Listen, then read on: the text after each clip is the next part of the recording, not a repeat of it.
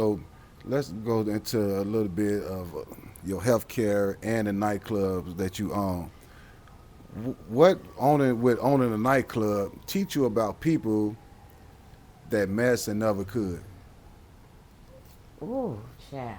So that nightclub life, nightlife.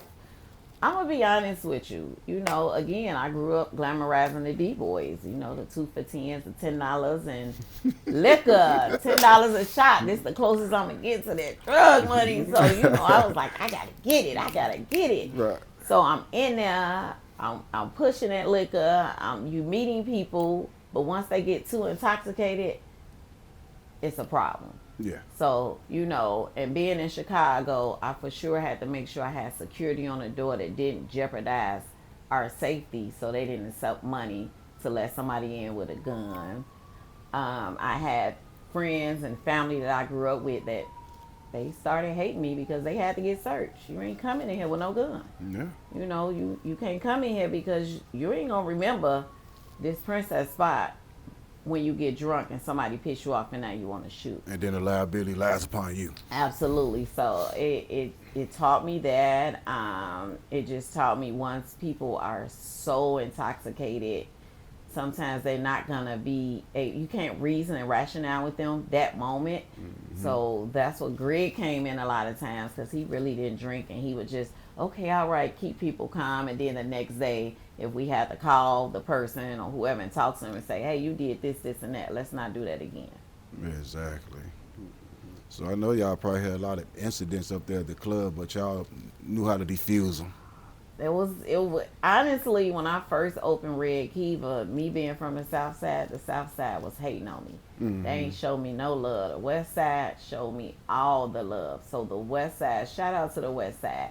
They had Red Kiva popping. When I tell you it was popping, I was looking forward to them Saturday nights because I let the promoters take the door, and I knew my little bar guarantee was making 20,000 no matter what. I was walking away with 20,000 cash in my pocket Right. every Saturday night, and then of course no incidents right with the West Side. Right. The moment the South Side, oh now they on a bandwagon, they coming there. Tragedy happened. Right. Somebody got killed 2 blocks away from Red Keeper. Wow. And that did end up, it was a kind of forced close. They couldn't close me legally, but I'm going to tell y'all, people wonder why some of these clubs are still open after they had shootings. It's because they working with them people. They pretty much told me, like, either you going to close the doors on your own, or the Fed's going to be in there every day, and you're going to have to allow them to be in there and see what's going on in there. Oh, wow. What? Whoa. It was a big meeting downtown Chicago with some of the big heads and the police, and they looked at Greg and was like, as a matter of fact, you got a felony. Fuck up out this room. You ain't even supposed to be in here talking. Oh, wow. Excused him and basically told me either you gonna close the doors or we gonna be in there.